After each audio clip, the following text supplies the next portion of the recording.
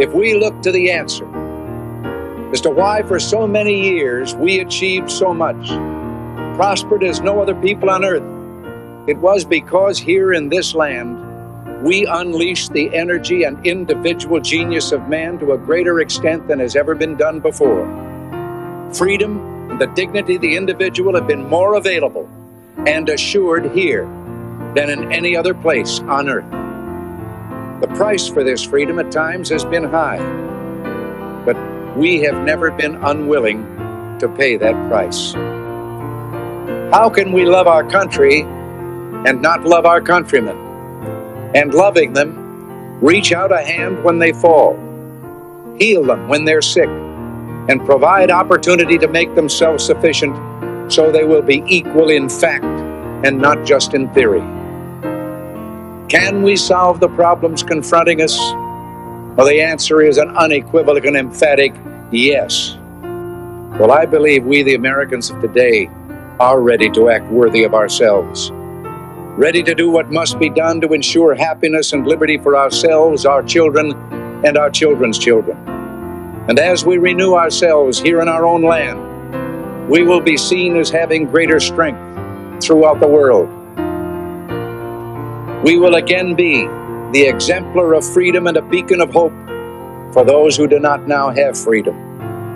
To those neighbors and allies who share our freedom, we will strengthen our historic ties and assure them of our support and firm commitment. We will match loyalty with loyalty. We will strive for mutually beneficial relations. We will not use our friendship to impose on their sovereignty, for our own sovereignty is not for sale. As for the enemies of freedom, those who are potential adversaries, they will be reminded that peace is the highest aspiration of the American people. We will negotiate for it, sacrifice for it. We will not surrender for it now or ever. Our forbearance should never be misunderstood. Our reluctance for conflict should not be misjudged as a failure of will. When action is required to preserve our national security, we will act. We will maintain sufficient strength to prevail if need be, knowing that if we do so, we have the best chance of never having to use that strength.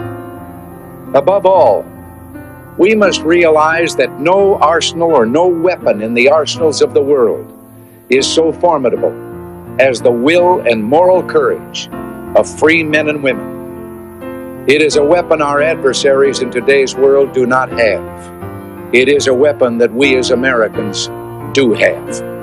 Let that be understood by those who practice terrorism and prey upon their neighbors. We are a nation under God, and I believe God intended for us to be free. Beyond those monuments to heroism is the Potomac River, and on the far shore, the sloping hills of Arlington National Cemetery with its row upon row of simple white markers bearing crosses or stars of David. They add up to only a tiny fraction of the price that has been paid for our freedom. Each one of those markers is a monument to the kind of hero I spoke of earlier. Their lives ended in places called Belleau Wood, the Argonne, Omaha Beach, Salerno, and halfway around the world on Guadalcanal, Tarawa, Pork Chop Hill, the Chosin Reservoir, and in 100 rice paddies and jungles of a place called Vietnam. I will fight cheerfully and do my utmost as if the issue of the whole struggle depended on me alone. The crisis we're facing today does not require of us the kind of sacrifice that Martin Treptow and so many thousands of others were called upon to make.